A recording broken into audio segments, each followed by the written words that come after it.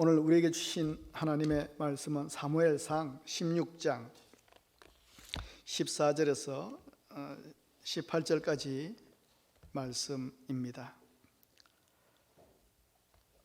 사무엘상 16장 14절에서 18절까지 말씀, 가정에서 함께 예배드리시는 우리 영신의 가족 여러분들과 함께 합독해서 오늘 말씀을 읽도록 하겠습니다. 함께 읽습니다. 14절.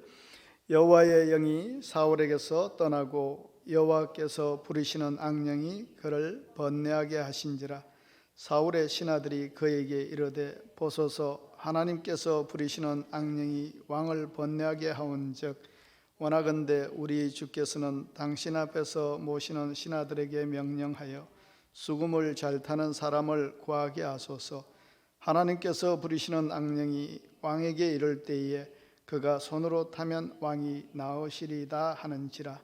사울이 신하에게 이르되 나를 위하여 잘 타는 사람을 구하여 내게로 데려오라 하니 소년 중 한 사람이 대답하여 이르되 내가 베들레헴 사람 이새의 아들을 본즉 수금을 탈 줄 알고 용기와 무용과 구변이 있는 준수한 자라. 여호와께서 그와 함께 계시더이다 하더라. 아멘.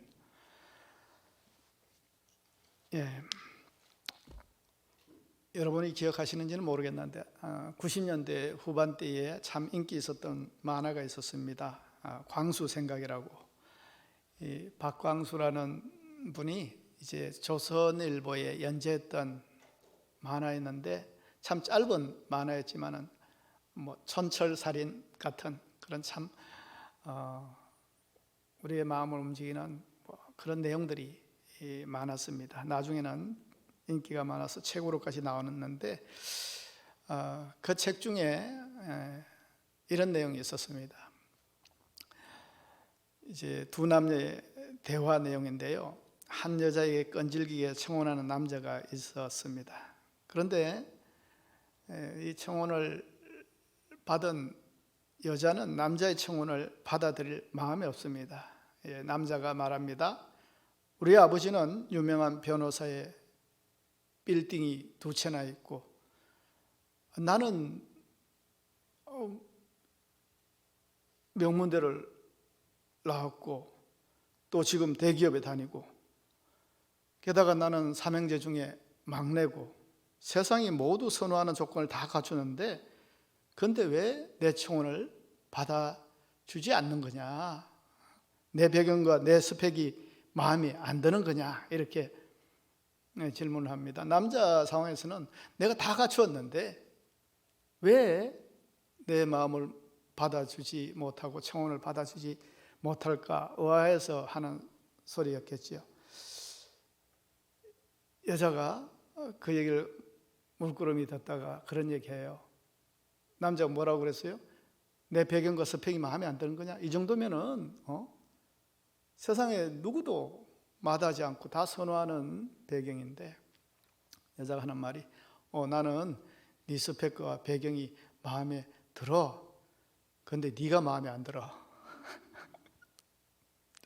가만히 생각해보면 좀 많은 것을 생각하게 해요. 세상에 많은 사람들이 자기가 가진 것, 자기의 배경, 상황, 좀 잘 나가는 뒷배경 이런 것 가지고 자기를 어필하기를 원하는 세상입니다. 사람들도 사실 그 사람 당사자를 판단하기보다 그 사람이 어떤 사람인가, 그 주위가 어떤가, 상황이 어떤가, 지위도 볼 것 같고 그 집안 배경도 볼 것 같고, 그런 것에 이렇게 마음이 녹는 그런 세상 아닙니까? 그러나 우리는 잘 생각해야 됩니다. 세상은 본인보다는 그 사람의 가진 배경이나 환경을 중요시 하는지 모르지만은 또 그것을 있는 사람은 그걸 내세우고 그 후광을 보려고 하는 경우도 있고, 지금 요즘 말로는 아빠 찬스, 엄마 찬스도 이야기하는 그런 세상이지만은, 그러나 진정 중요한 것은 내 주위에 허울 좋은 그 배경과 상황은 그냥 허탄해지고 아무것도 아닌 그런 때가 오기 때문에 그렇습니다. 그래서 정말 중요한 것은, 또 판단받아야 할 것은 다름 아닌 나 자신이어야 할 것입니다. 그것으로 인정받아야 됩니다.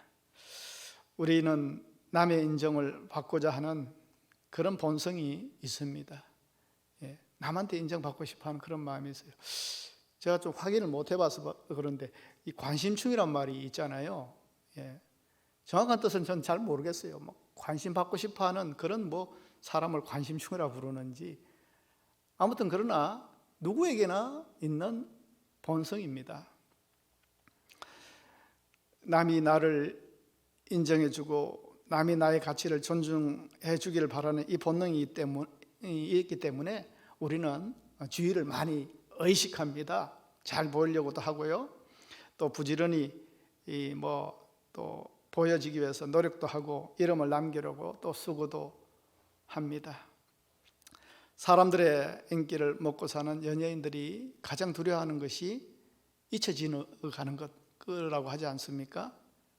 관심 받게 나는 일. 그러니까 잊혀지지 않으려고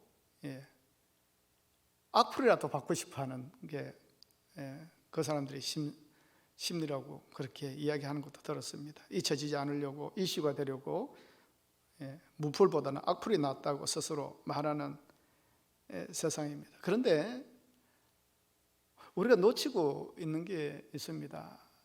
관심을 받기를 원하고 인정받기를 원하고, 그게 다 어디입니까? 세상 사람들에게라는 겁니다. 그런데 세상 사람들에게만 인정받으면 끝나는 것입니까? 우리는 신앙하는 사람입니다. 믿음 생활을 하는 사람입니다.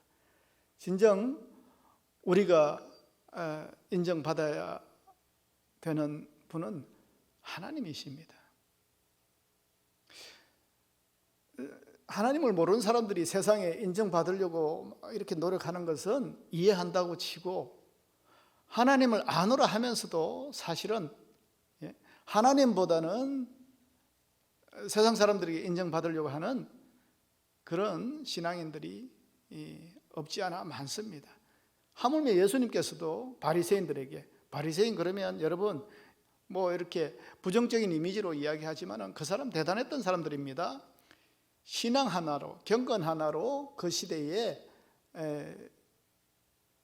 종교심을 대표하는 사람들이 바로 바리새인들이었습니다. 그런데 그런 사람들에게 예수님이 뭐라고 하셨습니까?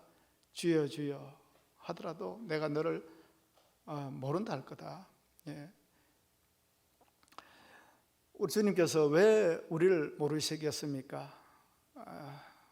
우리의 일거수일투족과 머리부터 발끝까지 우리의 폐부의 이 숨은 이런 마음과 뜻까지도 다 아시는 분이 하나님이신데, 하물며 믿음 생활 나름대로 열심히 한다고 한 바리새인들이 어떻게 우리를 모르십니까? 했을 때 왜 모르시겠습니까? 그러나 모르신다고 했을 때에는 하나님이, 주님께서 기뻐하시는 그 삶과 행위가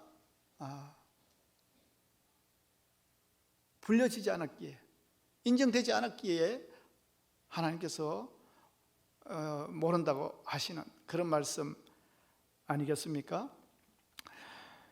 세상 사람들이 다 몰라줘도 사실은 하나님이 날 아셔야 됩니다. 저도 가만히 생각해 보니까요, 어릴 때부터 막 이렇게 주의를 많이 의식했던 것 같아요. 사람한테 인정받으려고 애썼던 그런 기억들이 있습니다. 그런데요, 세월이 지나고 시간이 지나니까 그것은 다 중요한 것이 아니고, 많은 사람들에게 또 인정받았다가 잊혀지는 그런 과정들을 거듭하다 보니까 사람들의 마음이 이렇구나 알게 되니까, 진정으로 우리가 인정받아야 될 분은 하나님이 내 이름을 아셔야 되겠다. 하나님께 인정을 받아야 되겠다. 세상은 몰라줘도 하나님이 알아주시면 우리는 만족할 수 있는 그 여유와 믿음으로 나아갈 수 있어야 되겠다는 생각을 많이 합니다. 여러분, 세상 사람이 다 몰라줘도 하나님께서 나를 알아주시면 된 겁니다. 그런데 반대면 그것만큼 불행이 없습니다. 그런데 그걸 불행으로 생각하지 않습니다. 예. 바리새인들이 그랬고 오늘 말씀에 나오는 이 사울이 그랬던 사람입니다. 사울은 참 시작은 좋았다가 버림받은 사람 중에 대표적인 사람이라고 할 수 있습니다. 사울은 세상에서는 성공했는지 모르겠는데 안타깝게도 하나님께 실패한 인생의 전형입니다.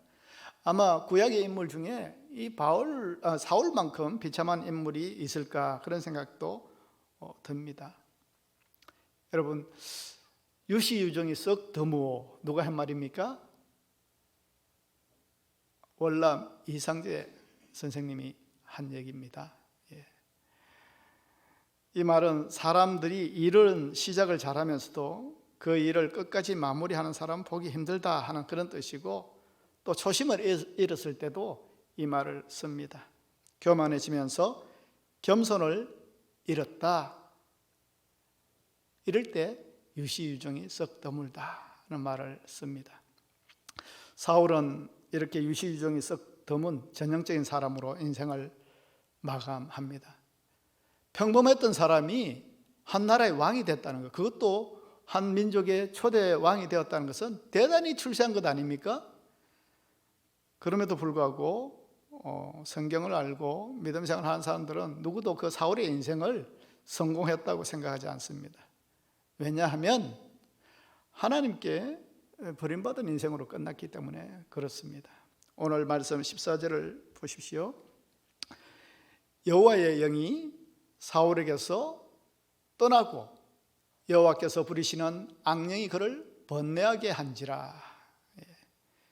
교만과 불순종으로 하나님을 거역했던 사울에게서 하나님의 영이 떠났다고 했습니다.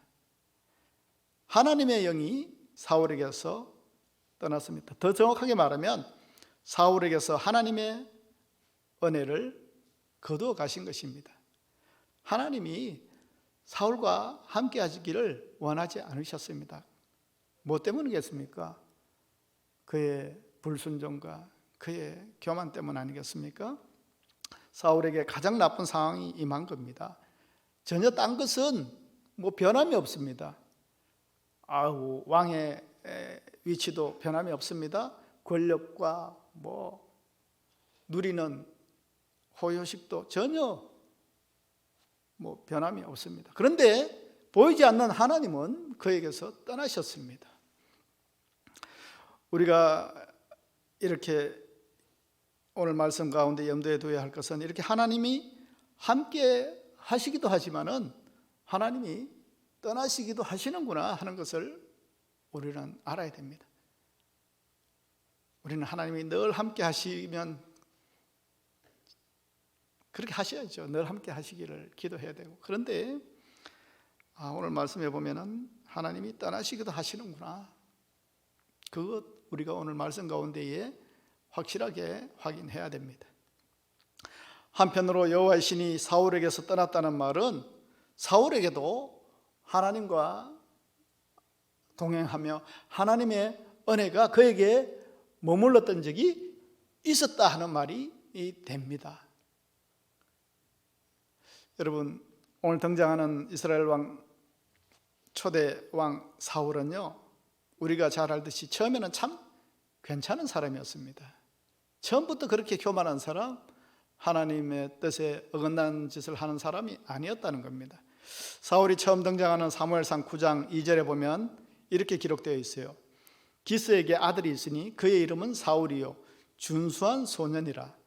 이스라엘 자손 중에 그보다 더 준수한 자가 없고 키는 모든 백성보다 어깨의 위만큼 더 컸더라.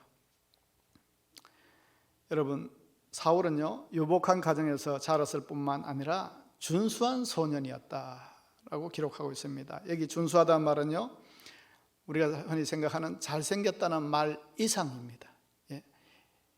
아주 인상도 좋다는 얘기입니다. 탁 보면 좋은 사람, 준수한 사람. 목회를 하다 보면요, 사람을 많이 접하다 보니까 이 관상장애도 아니면서 사람 보면 어느 정도 이런 분은 어떤 분이구나 하는 것을 은연중에 좀 체득이 되어 있어요. 그리고 그렇게 많이 틀리진 않습니다. 그러나 편견에 잡히지 않으려고는 노력합니다. 이 준수했다는 이 표현도 인상을 얘기하는 겁니다. 여기에는 교양도 포함되어 있고요, 사울의 인격도 나무랄 데 없다는 말이 포함되어 있습니다. 사울은 얼굴이 준수하게 생겼을 뿐만 아니라 키가 농구 선수처럼 컸습니다. 일반 사람의 머리 하나는 더 컸습니다. 남자에게 있어서 키가 크다는 사실은요, 얼굴이 준수하다는 사실보다 더 의미가 있습니다. 왜냐하면 그 당시에도 지금도 마찬가지지만은 키는 남성성을 의미하는 중요한 포인트 중에 하나였기 때문에 그렇습니다. 그런 의미에서 사울은 큰 키에 얼굴에 탁월한 외모를 돋보이게 하는 매력도 있고, 이런 사람이 주위에 있다면 안 좋아할 여성이 어디 있겠습니까? 키 크고 잘생겼고, 요즘 프로야구 보니까 이제 신인들이 등장하는데 하나같이 잘생긴 선수들이 참 많아요. 그런데 관심이 있어서 이제 좀 이렇게 확인해 보니까 신인인데 벌써 장가를 갔더라고요. 잘생겼죠, 키 크죠, 운동 잘하죠. 그러니까 주위의 여성들이 가만 놔두지 않은 것 같아요. 사울이 그런 사람이었다는 겁니다. 사울이 지금 같으면 막 벌써 주위에 있다면 품절남이 되었을 겁니다. 그런데 이 사울의 매력은 외모로 끝나지 않습니다. 그는 탁월한 외모를 뿐만 아니라 참 인성도 배려할 줄 아는 사람이었습니다. 한 번은 그 기스, 사울의 아버지가 암 나귀를 잃어버렸습니다. 아들에게 그 나귀 좀 찾아오라고 하니까 그 사왕과 함께 막 사방을 돌아다니면서 나귀를 찾으러 다녔는데 결국 못 찾았습니다. 그때 사울은요, 야, 아버지가 이렇게 미션을 주셨는데 또 내가 체면이 있지, 당당하게 막 그것을 어떤 밤이 새더라도 뭐 어떻게 해서든지 찾아내서 당당하게 데려가고 싶지 않겠습니까? 그런데 사울이 그런 얘기합니다. 돌아가자. 우리가 나귀는 고사고 나귀 때문에 우리가 돌아오지 않으면 아버지께서 근심할까 걱정이다. 배려입니다. 사려 깊은 인성을 보여주고 있습니다. 또 사무엘이 사울을 왕으로 세우려 할 때도 사울은 뭐라고 했느냐면, 나는 이스라엘 작은 지파 베냐민 사람 아닙니까? 또 나의 가족은 베냐민 지파 중에 참 보잘것없고 작은 가정인데 나 같은 사람이 어찌 그런 말씀을 하십니까? 어떻게 왕이 되라고 기름 부으신다고 하십니까? 하면서 겸손을 드러내었습니다. 이렇게 준수하죠, 잘생겼죠, 키 크죠, 인성도 괜찮았죠. 너무 퍼펙트하지 않습니까? 이런 사람이 왜 하나님께 내치심을 당해야 되는 겁니까? 그러면서 생각해요. 야, 이렇게 완벽하고 이렇게 세상적으로 잘 먹히는 사람도 하나님의 내치심을 받을 수 있겠구나. 어떻게 돼가지고요? 어떻게 하면요? 여러분, 보통 비포 애프터라고 했을 때 애프터는 나아진 것을 말하는데 사울은 비포가 나았습니다. 처음 시작은 참 괜찮았습니다. 완벽했습니다. 그대로만 좀 처질관 좀 나아갔으면 얼마나 좋았겠습니까? 그는 한때 여호와의 신으로 충만했던 장래가 촉망되는 젊은이였습니다. 이스라엘을 규합해서 암몬으로부터 곤욕당하게 생긴 길르앗 야베스 백성들을 긍휼한 마음으로 그들을 구해내겠다는 마음으로 전 이스라엘을 규합해가지고 그들을 구해낸 그런 능력 있는 왕이었습니다. 이렇게 강하고 또 당당했던 사울에게서 하나님의 신이 떠나고 악령이 그를 번뇌케 하였다고 오늘 14절에는 기록하고 있습니다. 이 번뇌하게 한다는 말은 히브리어로 그 뜻은 두렵게 하다, 공포를 느끼게 되다는 뜻입니다. 두려워졌습니다. 공포를 느꼈습니다. 언제요? 하나님의 신이 떠나고 나서. 보이지 않는 하나님이 떠나고 나서 내 삶 가운데 어느 것도 변함이 없습니다. 앞에서도 말씀드렸지만은 누리는 거 지금 다 누리고 있습니다. 뭐 위치라든지 권력이라든지. 그런데 그때부터 고통을 당하기 시작합니다. 두려워하기 시작합니다. 그런데 오늘 말씀에 하나님의 영이 떠난 사람과 하나님의 영이 함께 하시는 인생이 지금 비교되어 나타나는데, 하나님의 신이 떠난 후에 두려움과 고통에 신음하는 사울을 보다 못한 신하들이 어떤 제안을 하느냐 하면, 왕이 이렇게 막 잠도 못 자고 두려워하고 이 고통 중에 있으니까 수금을 잘 타는 사람을 불러서 연주하게 해서 왕의 마음을 위로하자, 그걸 제안한 겁니다. 일종의 음악 치료라고 해도 되겠습니까? 그래서 한 소년을 통해서 다윗이 추천되는데, 그 다윗이 이제 사울 앞에 나오게 되는 겁니다. 여기 소년은 그냥 어린 소년이 아니라 어린 신하를 말합니다. 그 신하는 다윗을 추천하기를요, 뭐라고 추천합니까? 18절에 보시면, 내가 베들레헴 사람 이새의 아들을 본즉 수금을 탈 줄 알고 용기와 무용과 구변이 있는 준수한 자라, 여호와께서 그와 함께 계시더이다. 그렇게 이야기합니다. 여러분, 사울에게 있던 여호와의 신이 어디로 옮겨갔습니까? 바로 이 다윗에게로 떠나가신 겁니다. 우리가 이 18절에 보시면 이 다윗의 추천의 말 중에 보면은 다윗도 준수한 자라고, 이 어디서 우리가 앞에서 얘기했죠? 사울도 준수한 자라고 했습니다. 다윗도 준수한 자입니다.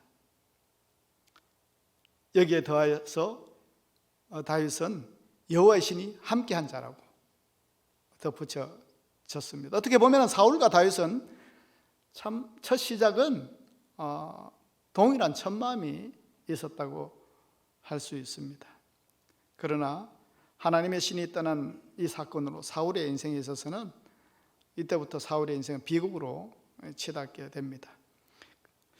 오늘 본문에 나오는 사울 왕은 철저하게 하나님의 길, 하나님의 방법을 떠나 자기 방법대로 사는 인본주의로 살아가는 인생을 보여주고 있습니다.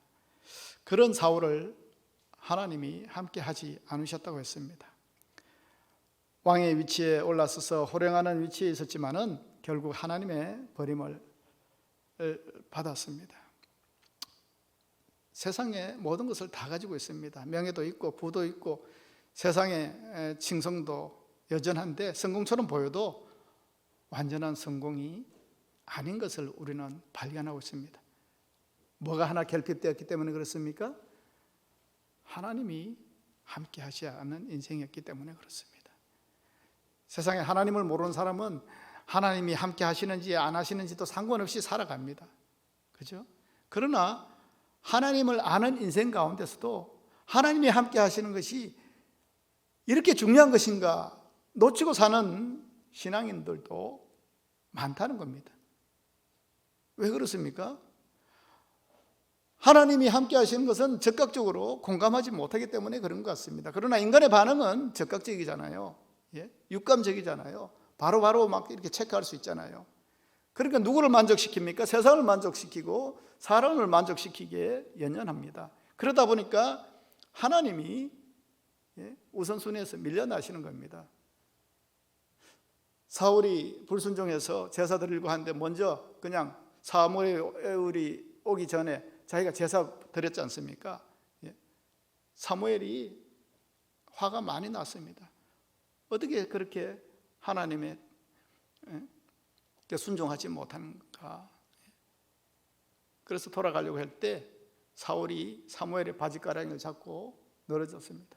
내가 잘못했습니다. 아닙니다. 지금 가면 어떡합니까? 이 사람들이 이렇게 많이 불러놨는데 당신이 가시면 내가 하나님과 함께하는 선지자와 함께하지 못하는 왕이라는 것이 노골적으로 드러나지 않습니까? 저 백성들을 봐서라도, 내 얼굴을 봐서라도 저 사람들한테 내가 체면 깎이지 않게 좀 제사 드려 주십시오. 하나님께는 내가 포기했습니다. 그러나 세상 사람들은 내가 포기하지 못하겠습니다. 내 체면을 봐서라도 내 하나님께 야단 맞겠어요? 벌 받겠어요? 그러나 세상 사람들이 저렇게 나를 지금 주목하고 있는데 여기에는 내가 창피당하지 않도록 제사 드려주세요. 사울의 마음이 이렇게 변질되어 있었습니다. 23절을 보십시오. 하나님이 부르신 앙령이 사울에게 이를 때에 다윗이 수금을 들고 와서 손으로 탄적 사울이 상쾌하여 낫고 앙령이 그에게서 떠나더라. 사울은 다윗의 수금을 통해서 앙령이 떠나고 유쾌하게 되는 엄청난 결과를 보게 됩니다. 사울은 다윗을 보자마자 자신의 부관으로 삼고 앙령과 싸울 때마다 수금을 통해서 위로를 받게 되었습니다. 하나님이 함께 하시는 인생을 통해서 그나마 부스러기 은혜로도 살아가고 있는 겁니다. 사울이 그랬듯이 다윗은 이제 출세의 서게 됐지 않습니까? 한낱 목동에서 사울의 부관으로 왕궁에서 사울 왕을 섬기면서 국정을 배우고 전쟁 배우고 정치 배우게 되었습니다. 나중에는 사울의 부마도 되지 않습니까? 출세가도를 달리게 되었습니다. 그런데 하나님은 굳이 궁중에 다윗을 오게 하셔서 사울을 가까이 있게 하시면서 보여주고 계신 것이 있는데 이제 다윗은 이제 아주 신선할 때 아닙니까? 아주 성령 충만할 때고 하나님의 신에 크게 감동되어서 새로운 희망에 부풀어 있는 다윗에게 하나님은 뭘 보게 하셨습니까? 그 안에서 나 이제 출세하는구나. 이제 나는 이제 위치가 올라가는구나. 고생끝 장밋빛 인생 시작이야. 그거 보여주시는 것이 아니라 다윗의 사울의 가까이에서 그 하나님의 신이 떠난 후에 변해버린 사울의 모습을 목격하게 하심으로 앞으로 다윗이 어떻게 살아가야 될 것인지 경고해주고 계신 것입니다. 한때 하나님과 함께 했고 하나님의 영에 사로잡혔던 사울이 하나님의 신이 떠난 후에 그 비참한 모습들, 벌벌 떨고 두려워하고 고통받는 모습들, 그 모습을 보여주면서 하나님이 함께 하셔야 되는구나. 하나님이 떠나시면은 참 다 가지고 있다고 해도 가지고 있는 인생이 아니구나 하는 것을 다윗에게 보여주신 거 아니겠습니까? 그러한 사실이 다윗의 생애 속에서 증명되었습니다. 다윗이 쓴 시편 51편에 보시면 이 시가 어떤 겁니까? 그 표제어에 그렇게 적혀 있지 않습니까? 다윗이 바세바와 동침한 후 선지자 나단이 그에게 왔을 때 뭐라고 했습니까? 당신입니다. 당신입니다. 다윗이 훌륭한 왕이었지만은 그러한 그도 큰 죄를 지었잖아요. 바로 자기의 중신인 우리아의 부인이었던 바세바와 불륜을 저지른 겁니다. 하나님이 그의 죄를 그냥 지나치실 리 없습니다. 나단 선지자를 보내서 그 죄를 이렇게 낱낱이 알게 하십니다. 다윗은 이제 한낱 목동의 시대가 아니라 이스라엘의 왕이 되어 있습니다. 그런데 나단 선지자가 그 왕의 그 치부를 드러내고 지적을 하면은 왕 같으면 어떻게 했어요? 아니 감히 나를 지적해 하지 않겠습니까? 그런데 다윗은 달랐습니다. 나단 선지자의 충고를 듣고 그 자리에 엎드려서 내가 여호와께 죄를 범하였습니다. 회개했습니다. 죄를 인정했습니다. 이것이 사울과의 차이입니다. 다윗은 시편 51편에서 자기의 죄악을 회개하면서 11절에 보시면 나를 주 앞에서 쫓아내지 마시고 주의 성령을 내게서 거두지 마소서. 주의 성령을 거두지 마소서. 주의 성령이 거두어 가신 비참한 사울의 모습을 압니다. 그래서 다윗은 인자가 생명보다 귀하다는 것을 아는 겁니다. 하나님의 은혜가 자기가 가진 어떤 위치보다도 권세보다도 귀하다는 거예요. 그만큼 왕의 자리에 있고 말 한마디만 다 되는 위치에 있으면 뭐 하나님의 은혜 줌이야 뭐 그거 없이도 살 수 있을 것 같지 않습니까? 그런데 다윗은 그거 놓치지 않았습니다. 날 쫓아내지 마십시오. 나를 주 앞에서 쫓아내지 마십시오. 주의 성령을 내게서 거두지 마시옵소서. 날 죽이더라도 내 아들을 데려가시더라도 나는 주님의 인자 안에, 인애 안에, 은혜 안에 있기를 원합니다. 그렇게 간곡하게 기도했습니다. 다 뭐 때문이겠습니까? 사울의 이 모습을 봤기 때문에 그렇습니다. 하나님의 신이 떠나고 하나님의 보내신 악령이 역사할 때마다 비참하게 무너져 내리는 사울을 보면서 다윗은 하나님의 신이 떠난 인생이 얼마나 비참하게 되는지를 잘 알고 있었던 겁니다. 나의 약재료가 되게 하시는 겁니다. 반면교사가 되게 하신 것입니다. 그래서 다윗은 그거 하나만큼은 놓치지 않았습니다. 인간인지라 어쩔 수 없이 세상 죄를 가운데 놓여 있더라도 깨닫게 하셨을 때 회개하고 벌벌 떨면서 하나님의 영이 자기를 떠날까 봐 그거 두려워한 겁니다. 이 마음이 우리에게 있어야 될 줄 믿습니다. 어느 집에 가보니까요 참 인상적인 글귀가 있었습니다. 변화는 있어도 변함이 없기를. 너무 감동적인 말이에요. 변화는 필요하죠. 그러나 참 변함은 없는 인생이 세상 인생사에서도 그렇고 하나님께도 귀한 덕목인 줄 믿습니다. 신약에서도 참 그런 인물이 있었지 않습니까? 시작은 좋았는데 끝이 안 좋았던 인물 데마. 그 바울 그러면은 예수님 다음으로 기독교 역사상에서 얼마나 이방을 위해서 또 복음화를 위해서 귀히 쓰임 받았던 위대한 선지자 아닙니까? 그런 사람 옆에서 함께 목회를 돕는다는 것은 큰 영광입니다. 그래서 성경에는 이 데마가 처음에 어떻게 등장하느냐 하면 나의 사랑하는 동력자, 바울이 그렇게 표현했습니다. 동력자라고 표현했습니다. 그런데 나중에는요 뭐라고 나오느냐 하면 그냥 밑에 뭐 미사여구가 없어요. 그냥 함께 있는 데마. 그랬던 그가 데살로니가에서는 어떻게 나옵니까? 세상을 사랑하여 바울을 버리고 떠나버린 자로 기록하고 있습니다. 데마는 바울뿐만 아니라 그리스도를 향한 신앙마저 버렸다고 했습니다. 그 이유가 뭐냐 하면 세상을 사랑하여, 세상 사랑해서 그 주의 길을 가면서 그 고생하고 그거 이제 싫다는 겁니다. 누가 알아주는 것 같지도 않고. 그런데 자기가 자기의 고향 데살로니카의 그 화려한 문화와 그 쾌락, 그런 또 문화를 포기하지 못하고 세상 사랑해서 갔다고 했습니다. 데마는 마지막 한 바퀴를 남겨두고 포기해버린 운동선수처럼 선교를 향한 다람쥐를 포기하고 세상으로 나아갔다고 했습니다.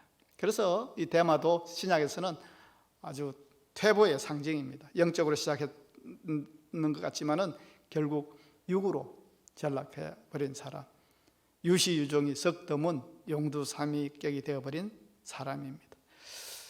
여러분, 그래서 우리도 긴장해야 됩니다. 우리가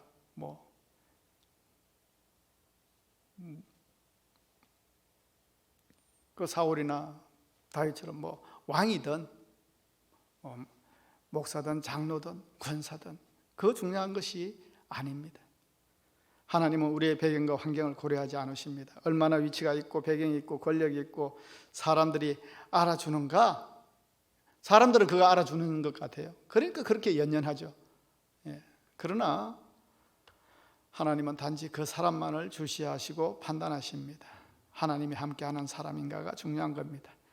그가 얼마나 많은 일을 했는가, 얼마나 부자였는가, 얼마나 업적을 이루었는가, 그것은 하나님께 중요한 것이 아니라 하나님의 신이 함께하고 있는가 하는 것이 중요한 요소입니다. 그래서 우리는 기도해야 됩니다. 우리의 기도 제목이 무엇이어야 됩니까? 저와 여러분들에게 하나님의 신이 떠나지 않게 되기를 바랍니다. 하나님의 은혜가 늘 함께하기를 바라야 됩니다. 하나님의 은혜가 왕노릇하는 삶을 살아가기를 우리는 기도해야 되는 것입니다. 하나님이 떠나시면 내가 지금 쥐고 있는 것, 자랑하고 있는 것 아무것도 아니란 것을 언제 우리가 인정하고 고백할 것입니까? 두려움에 빠진 사울왕, 이제 그에게는 희망도 없고 삶의 자신감도 없고 두려움과 공포에 찔려서 절망과 한숨만 있을 뿐입니다. 여러분, 그리스도인들의 위기는 가난이 아닙니다. 사업에 실패하는 것도 아닙니다. 건강을 잃는 것도 아닙니다. 그리스도인들의 위기는 하나님과 상관없는 사람이 되는 것, 이게 위기입니다. 성령의 간섭과 지배를 받지 못하는 삶을 살아가는 것, 이게 위기입니다. 그때 우리는 영적인 빈곤에 빠지는 겁니다. 성령 충만하지 못할 때 위기가 오는 것입니다. 긴장해야 됩니다.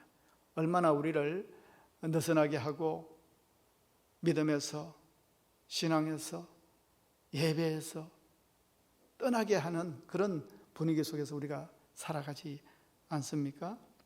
하나님의 신이 항상 머물러 계시고 성령의 인도하심을 받으며 살 때 삶의 희망이 보이고 능력도 나타나고 간증거리도 생기는 줄 믿습니다. 이때를 살아갈 때에 참 오랜, 이거 언제 끝날지 모르겠는데 이때를 살아갈 때에 합리화시키면서 분위기에 맞으면서 살아가는 것이 아니라 이때에 우리가 긴장하면서 나의 신앙을 중간 점검해 보면서 믿음 생활을 해야 될 줄 믿습니다. 우리는 초질관 하나님 앞에 쓰임받는 인생으로 살다가 천국 가야 됩니다. 늦지 않았습니다.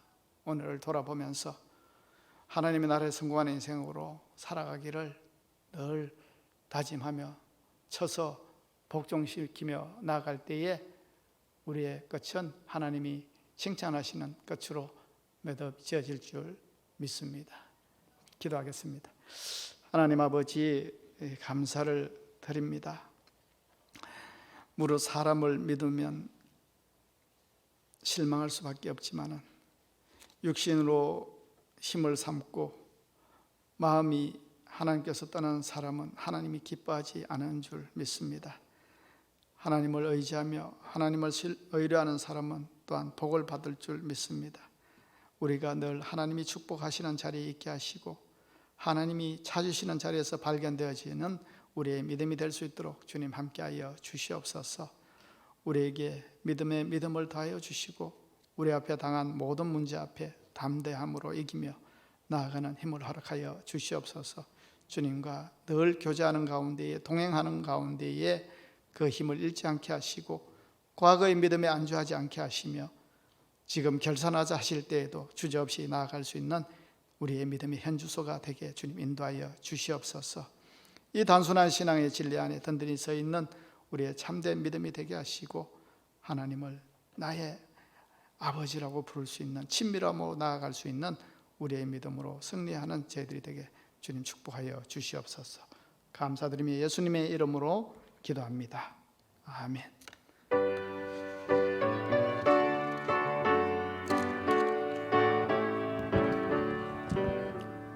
주님은 사람이 일어나 다 힘을 합하여 이 세상 모든 마귀를 다 멈춰서 멸하세. 저 앞에 오는 적군을 다 싸워 이겨라. 주 예수 믿는 힘으로 온 세상 이기네. 믿음이 이기네. 믿음이 이기네. 주 예수를 믿으니 온 세상 이기네. 오늘 유마기 되어 큰 죄에 빠지니 진리로 띠를 띠고서 늘 기도드리세. 참 믿고 의지하면서 겁없이 나갈 때 주 예수 믿는 힘으로 온 세상 이기네. 믿음이 이기네. 믿음이 이기네. 주 예수를 믿으니 온 세상 이기네. 끝까지 이긴 자에게 이 옷을 입히고 또 영생 복을 주시니 참 기쁜 일세. 이 어두운 세상 지나서 저 천성 가도록 주 예수 믿는 힘으로 온 세상 이기네. 믿음이 이기네. 믿음이 이기네. 주 예수를 믿으니 온 세상 이기네. 하나님 아버지 감사를 드립니다. 복된 이 귀한 날 주님께 예배할 때에 하나님께서 우리에게 주신 은혜를 감사하는 마음으로 우리에게 주신 것 중에 일부를 주님께 올려드렸습니다. 이 헌금이 쓰여지는 곳에 주님의 영광이 나타나길 원합니다. 또 드려진 손길들 주님께서 기억하여 주시고 하늘의 복을 부어주시고 충만케 하시는 은혜로 나아가는 귀한 헌금이 될 수 있도록 주님 인쳐 주시옵소서. 항상 주님 주실 은혜로 드려지게 하시고 주실 은혜를 믿고 드려지는 귀한 예물이 되게 주님 인쳐 주시옵소서. 감사드리며 예수님의 이름으로 기도합니다. 아멘.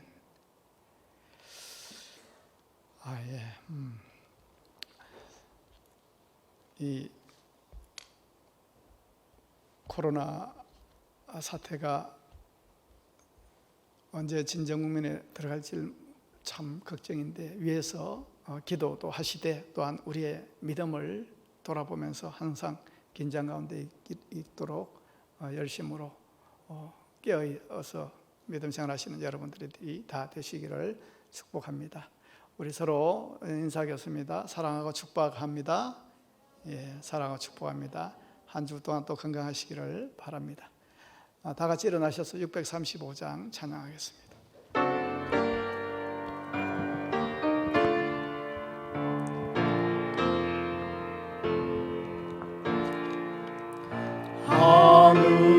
하늘에 계신 아버지 이름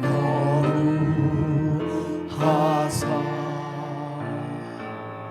주님 나라 행하시고 뜻이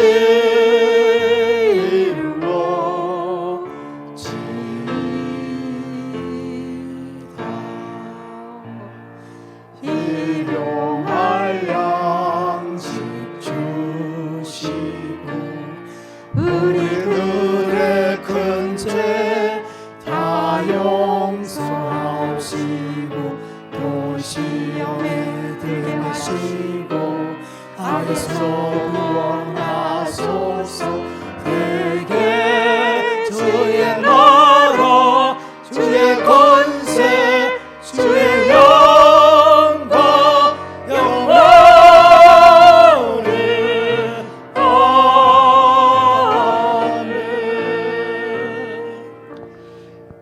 이제는 우리 주 예수 그리스도의 은혜와 하나님 아버지의 크신 사랑과 성령의 감동하시며 감화하시며 또 역사하심이 세상 만족시키는 인생이 아니라 하나님의 은혜가 왕노릇하는 삶으로 하나님께 인정받고 쓰임받는 인생으로 하늘 영광 위에 살아가기를 다짐하는 이 시간 예배한 성도들 위해 지금부터 영원까지 함께 하시기를 간절히 축원하옵나이다. 아멘.